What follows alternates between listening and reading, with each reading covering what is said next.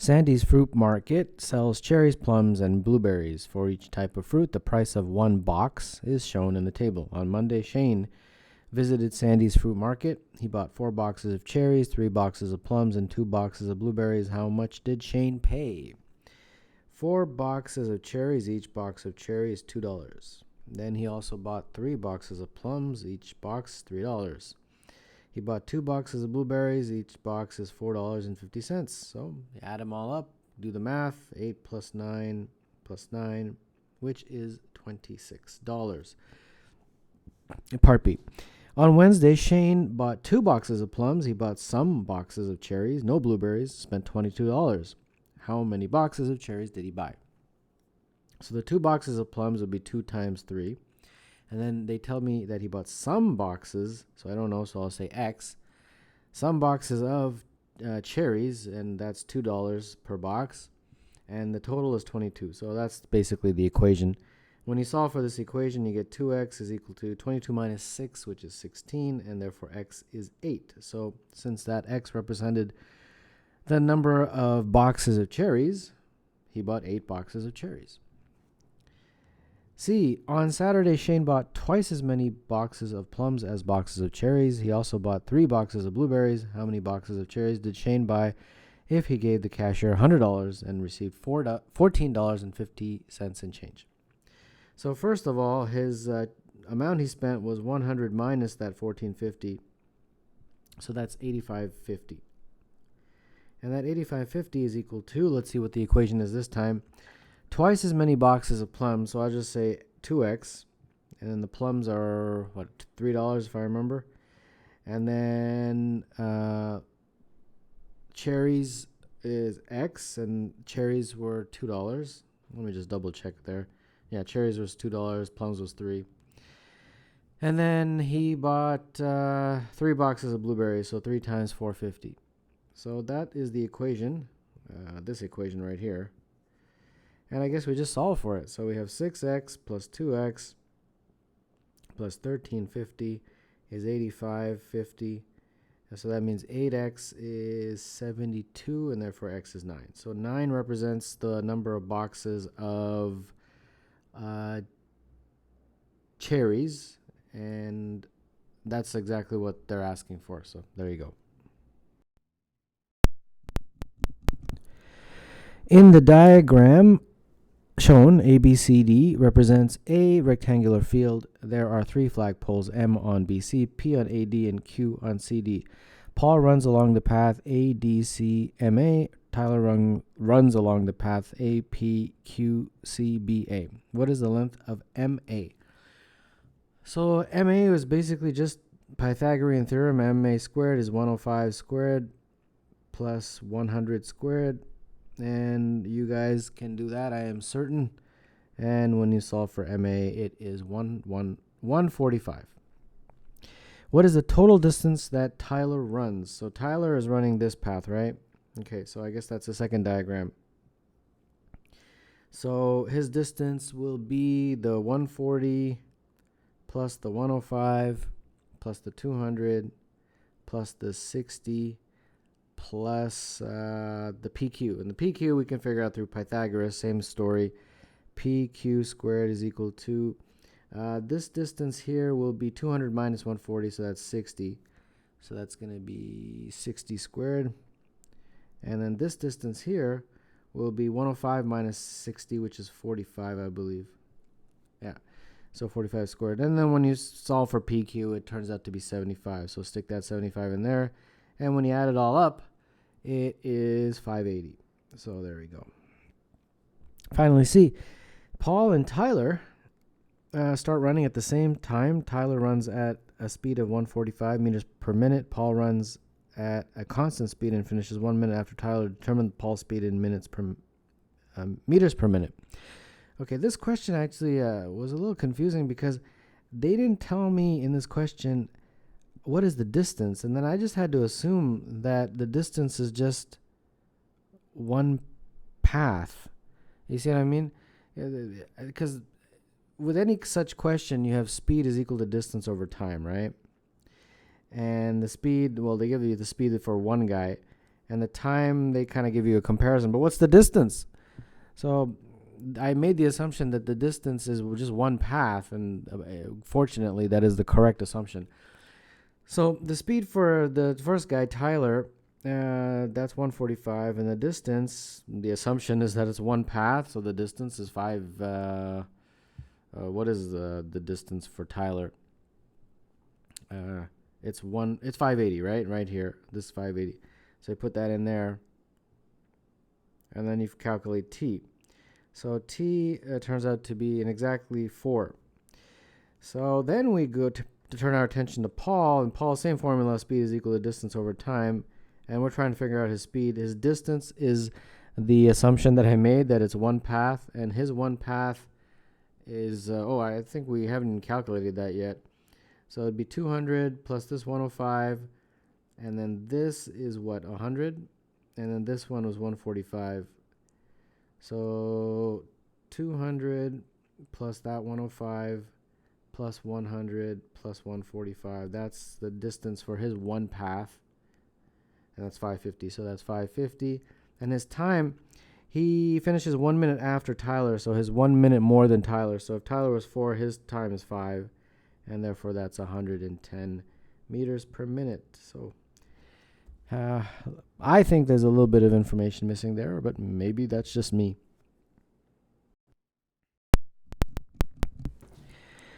A line has the equation y equals 2x minus 6. What is the x and y intercepts? So to get the x-intercept, you said y equal to 0. So that would make 0 is equal to 2x minus 3. So therefore 2x minus 6, I should say. And therefore x is 3. So my that intercept would be 3, 0. And that's basically the x-intercept. You set y equal to 0. To get the y-intercept, you set x equal to 0. So that would immediately just give you y minus 6. So therefore, that intercept is 0 minus 6. And that is the y-intercept. So 3, 0 and 0 minus 6. A line has the equation y equals kx minus 6. Well, k is not 0. What is the x-intercept? Express your answer in terms of k. So to get the x-intercept, you set y equal to 0. So 0 is equal to kx minus 6. So therefore, when you solve for this, it'll be 6 over k is the x-intercept. So therefore, that point would be 6 over k, 0. Yeah, that's the x-intercept. C, a triangle is formed by the positive x-axis, the negative y-axis, and the line with the equation y is equal to kx minus 6, where k is greater than 0. The area of this triangle is 6. What is the value of k? Let's draw a little graph here. So this is the x-axis, this is the y-axis. Okay, so they're saying, what are the boundaries here? Positive x-axis, okay. Oh, so the positive x-axis is just this guy here. The negative y-axis is that guy, and then this line. Okay, so I've obviously got to plot that line there. And what is it again? Y is equal to kx minus 6. So the x-intercept's at y equal to 0. And we already did that, so it's 6 over k. So, and I have no idea where 6 over k is, so I'm just going to put it there. And then to get the y-intercept, set x equal to 0. And when you set x equal to 0, you just get minus 6. So minus 6 is down here. So therefore, this line, whatever it looks like, it's like that. So there you go. And they're saying that that triangle that you form has an area of 6. So using the triangle formula for area, 6 is the area, and that would be 1/2 base times height. So the base from there to there, so that'd be 6 over k. And the height is from there to there, but the positive distance, because height has to be positive distance. So I use 6 there. And that's it. So let's see here. This immediately looks like 1 is equal to 3 over k, and therefore k is 3. Yeah, that pretty much solves that one. All right, now let's move on to the big guy here. A triangle is formed by the positive x-axis, the line with the equation y is equal to mx minus m squared, and the line with the equation y is equal to 2mx minus m squared. Determine all values of m greater than 0 for which the area of the triangle is 54 over 125. Let's make a little bit of a plot here, and let's see what we can sort of figure out. So x and y-axis. Okay, so first, the piece of information, the positive x-axis, so this guy here, and, oh, 2 lines this time. Okay, so I got to plot them, obviously. The first one is y is equal to mx minus m squared. Oh, boy. All right. I guess I got to find the x and y intercepts, right? So to get the x-intercept, I got to set y equal to 0. So be mx minus m squared.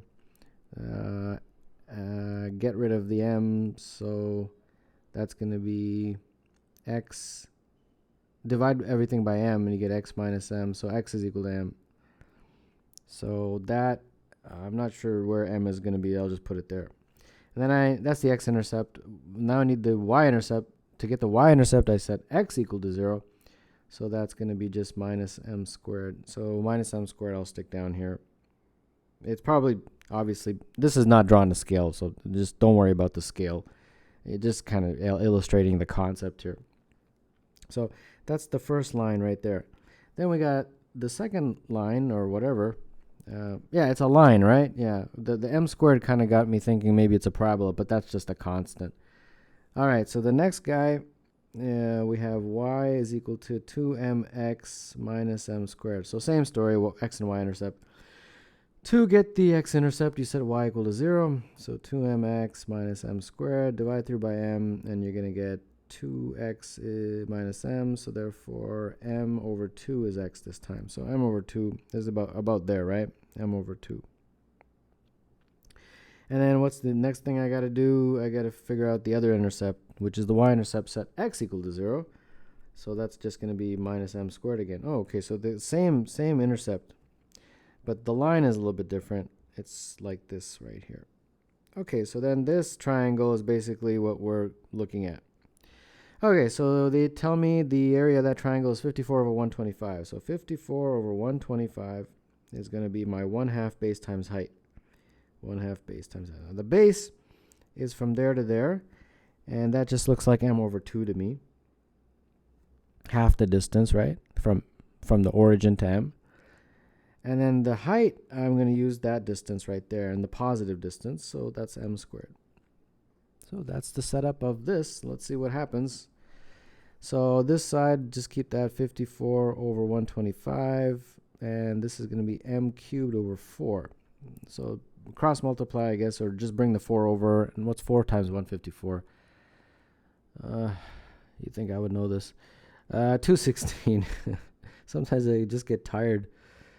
Okay, so then you just take the cube root of both sides, and that's going to be cube root of 216, I believe, is 6, and the cube root of 125 is 5. So 6 over 5, and I think that's it. That's the only value for m, because they're asking for something, determine all values, yeah. And I think that's it. There's only one, so 6 over 5 is the only answer.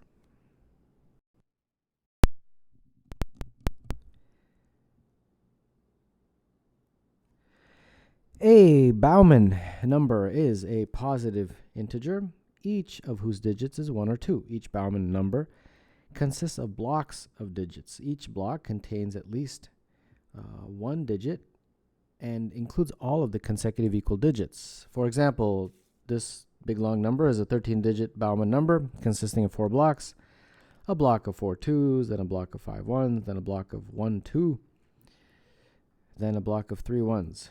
2 2 2 2 2 2 2 is a 7-digit Bauman number consisting of a single block of 7 2s. How many 3-digit Bauman numbers are there? All right, so let's see here. 3-digit Bauman numbers. Okay, boy, oh boy. So I'm going to have to make a little bit of a table here. How many 1s and how many 2s? And then, so you can have either 3 1s and 0 2s, 2 1s and 1 2, 1 1 and 2 2s, or 0 1s and 3 2s. And for each, let's see what we can do. So if it's all 1s, then that's easy. The number is actually just 1 1 1. If you have a 2 1s and 1 2 scenario, you can have a 1 1 2. You can have a 1 2 1, or you can have a 2 1 1. So this fits the criteria of the Bauman. Just read it and make a few examples for yourself, and you'll understand. So the next one, let's see, same kind of story, 122 2, 1, 2, or 2, 2, 1. And then the ones that are just 2s, that's just easy. That's just 2, 2, 2. So it looks to me that is a total of 8. So 8 is the answer there. How many 10-digit Bauman numbers consist of fewer than 3 blocks? Oh boy. 10-digit Bauman numbers consist of fewer than 3 blocks. Okay, well, let's work with this here. Let's see what we can do, make a little table. Okay, the first thing is fewer than 3 blocks means either 2 blocks or it means 1 block. Correct. Okay. Now the 1 block, that's pretty straightforward. That I'm going to tackle that first. If it's just 1 block, then that means it's all ones.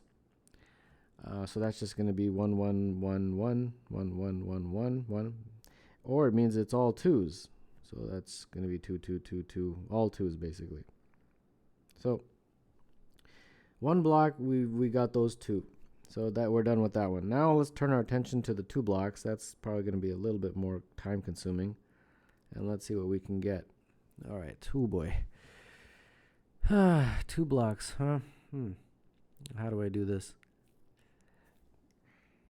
I'm going to make a little table here, and then that table hopefully will put things into perspective a little bit nicely. So how many 1s am I going to have? How many 2s am I going to have? And so I can have, well, the 10 and 0, that's this guy. So that one I don't need, but I will put the 9 and 1, 8 and 2, 7 and 3, 6 and 4, 5 and 3, 5 and 5, 4 and 6, 3 and 7, 2 and 8, 1 and 9. And I think that's it, right? Okay, good. Okay, so let's see what we can get here. And remember, 2 blocks is how many we need. So you just got to be careful. So let me just see what happens here. For the first one, 9 1s, 1, 1, 1, 1, 1, 1, 1, 1, 1, and then 1, 2. So the 2 can either go at the very end, or the 2 can go at the very beginning. And therefore, I'll just put how many. There's only 2 that you can create. Now, some of you might say, well, you can put the 2 in the middle, right? But if you put the 2 in the middle, like let's say you have 1, 1, 1, and you put the 2 in, and you put like a whole bunch of the other 6 ones. Watch what happens. This is no longer 2 blocks. This is 1 block, 2 block, 3 blocks. So you see how that doesn't qualify? So you got to be careful, because otherwise you can massively overcount. So that takes care of this guy. Now let's look at this scenario. 8 1s and 2 2s. So we have 8 1s, 1, 1, 1, 1, 1, 1, 1, 1. And the 2 2s you're going to put either at the end like that, or you're going to have 1, 1, 1, 1, 1, 1, 1, 1, and you put the 2 2s in the beginning like that. So again, you'll have 2. And in a very similar way, for each of these scenarios, you'll have 2. And I'm sure you can do those. So 2, 2, 2. And so this, if you add all these guys up, that's what, 18? And then don't forget this 2. So the 18 plus 2 is the grand total, and that is 20. Determine the number of Bauman numbers that consist of at most 3 blocks and have the property that the sum of the digits is 7. All right, so we will make a little table. We have digits. We have blocks. We have the actual Bauman numbers. And the sum. Well, the sum of the digits is always 7. So this is always going to be a big 7 here. Whatever we put, it's always going to be 7. That's not that interesting, but the other stuff will be interesting. So let's see here. Let's see what we can do. Okay, let's tackle this now. So what does it say? At most 3 blocks. So we have 1 block, 2 block, and 3 blocks, right? So 1 block, 2 blocks, and 3 blocks. So that's my scenario. So 1 block, I have to add up to 7, right? And there's no way I can do it if it's 2s, because any multiple of 2 will be an even number, and 7 is obviously not an even number. So the only way I can have a 1 block add up to 7 if it's all 1s. So 1, 1, 1, 1, 1, 1, 1. So those obviously add up to 7. So we have fulfilled that criteria. And the number of digits is 7. You don't really need to put digits. I just wanted to put it in sort of just to make it complete and explain it. Okay, I think that's it for this 1 block scenario. Now we move to 2 blocks. 2 blocks is a little bit more. You're going to have a combination of 1s and 2s. So for example, we can have 1, 1, 1, 1, 1, 5 of those guys, and then a 2 at the end. That will add up to 7, right? 1 plus 1 plus 1 plus 1 plus 1 plus 2 is 7. And here we have 6 digits. Now, any other ways of doing this, you can put the 2 out front and then put these 5 guys. Now, if you put the 2 in the middle, that's no longer 2 blocks. Like, for example, if I put 5 of these guys and then I put the 2 in the middle like that, or not necessarily in the middle, but inside, that's no longer 2 blocks. This is 3 blocks. See, 1 block, another block, and then another block. So that's 3 blocks. And this actually fills the criteria, but it's a 3 block scenario. So I just got to be careful. Okay, going back to the 2 blocks, can I make any more? Let's see. How about if I have 1, 1, 1, and then 2 2s like that? That'll add up. And then I can just put the 2 2s in front. Those are 5-digit Bauman numbers. And then if I have 1, 1, and then 3 2s, that will also add up to 7. And those are 4-digit Bauman numbers. So I think that exhausts. So I got 1 here. And for the 2 blocks, I got 6, right? Yeah, okay. All right, so now let's concentrate on the 3 block guys. Well, we have a little bit of a head start because we already got 1. So I think I can just keep moving that 2. Put the 2 here. I can put the 2 here, and I can put the 2 here. Right? So that takes care of those guys. So I'm sort of just working off this list here. Now let's work off these guys where you have 2 2s. So you have the 3 1s, but then you can put the 2 2s in the middle inside like that. You see what I mean? So that takes care of that guy. There's one more. I think I can put 2s on opposite ends. What is that? Yeah, that's still 3 blocks. Yeah, okay, that's good. And then that takes care of these guys, or a variation, permutation, whatever you want to call it. And now let's take care of these guys. We have 3 2s and 1 1. So 3 2s, and then you put the 1 there, or you put the 1 there. Yeah. And I think that's it. That exhausts it all. So this is what? 1, 2, 3, 4, 5, 6, 7, 8, 9. So I got 9 there. So grand total here. You got 1 plus 6 plus 9, and that is 16. So 16 is the answer to this question. Some Bauman numbers include a block of exactly 2018 2s. Determine the number of 4037-digit Bauman numbers that include at least 1 block of exactly 2018 2s. All right, so we're going to have a few scenarios here. The first scenario is if you have that entire block at the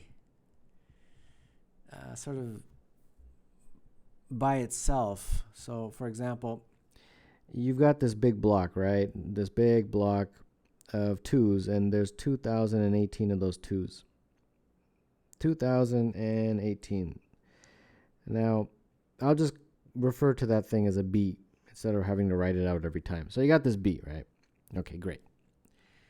And then you got at least 1 block of those guys. Now, the key here is that this block, for it to remain a 2018 block of 2s, the very next number must be a 1, because if the next number was a 2, it would no longer be a 2018 block of 2s. It would be a 2019 block of 2s. So that 1 has to be there for you to essentially make this fixed as 2018 2s. And then you have a free-for-all for everything else. Once that 1 is placed, Then how many do we have? 4,037 numbers. We got 2018 for the 2's, and then this minus this 1 right here. And that leaves me with 2018. So there's 2018 numbers that are going to go here, right? So dot, dot, dot, all the way, right? 2018. Okay, now for each of these numbers, it's a Bauman number, so you can either put a 1 or a 2. A 1 or a 2. So this guy also 1 or a 2, and so on. So for each of those numbers, you have two choices. But then we have 2018 of these guys. 1, 2, 3, 4, dot, dot, dot, all the way to 2018. So for each of them, you'll have two choices. You see what I'm doing? So this basically becomes 2 to the power of 2018. So there's 2 to the power of 2018 Bauman numbers of that format. So that's very important. So let's put a little red over there. So we took care of that first format. The next one is very similar, actually. The B goes there, but the B is last this time. You put a 1 before it, and then you have this big whole thing here. Again, same sort of scenario. The only difference is that now it's flipped. So these guys, there's 2018 of these numbers, and each number can be either a 1 or a 2. So you have two choices for this guy, two choices for that guy, two choices for that guy, and so on. So the number of combinations would be 2 times 2 times 2 all the way to the last 2's. And then since there's 2018 of them, this just becomes 2 to the power of 2018. Okay, just when you thought you're done, there's the one little thing that you have to check, otherwise you will overcount.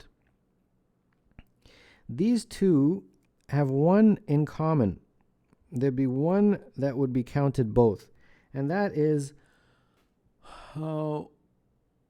when you have all 2's for this and that.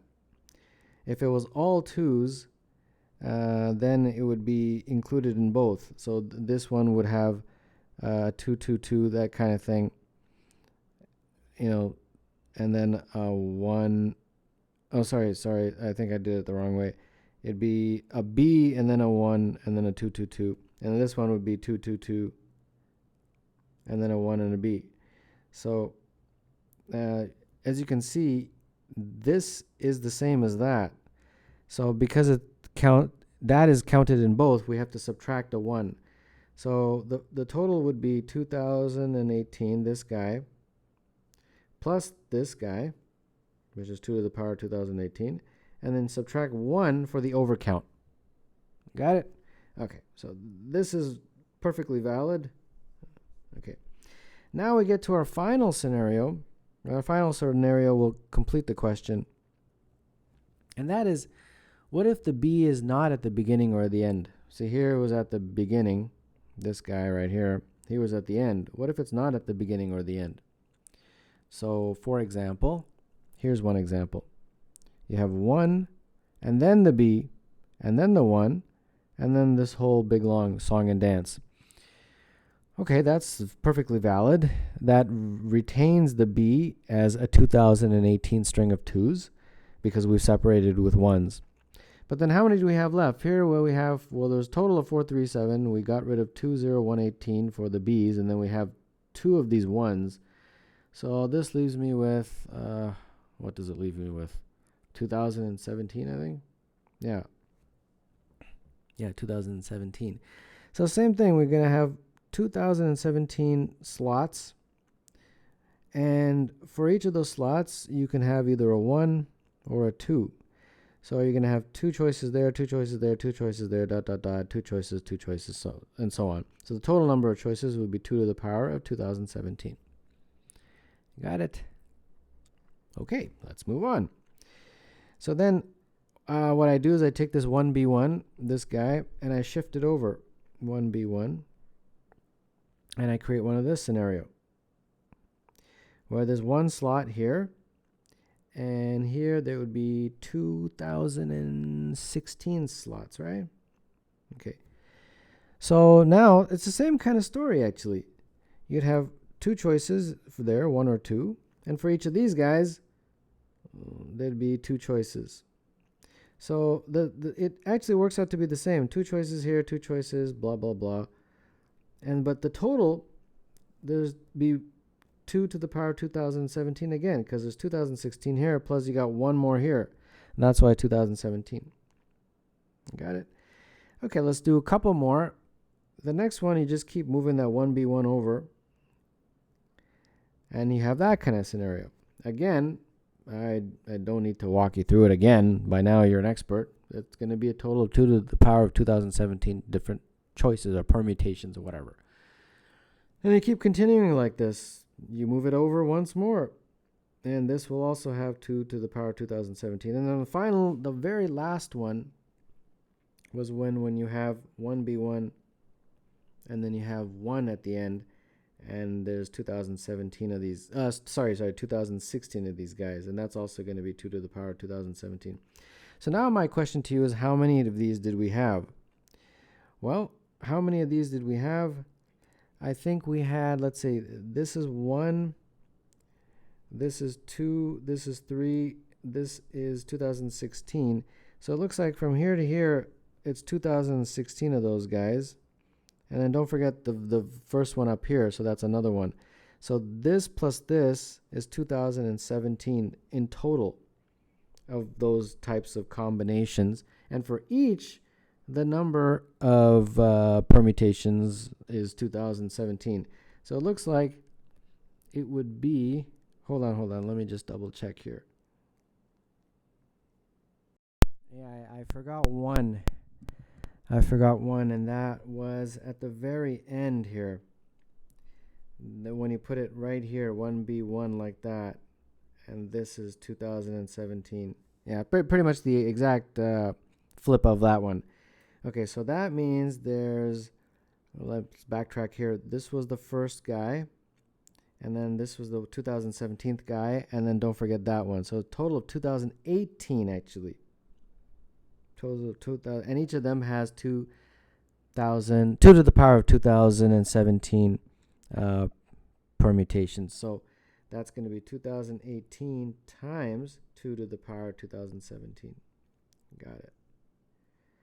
Okay, and I think that's it. And then we got to add them. So we got to add this plus this. So the grand total would be 2 to the power of 2018 plus 2 to the power of 2018 minus 1 plus this 2018 times 2 to the power of 2017. And then you can, factor this and make it more pretty if you want. But that's definitely the final answer.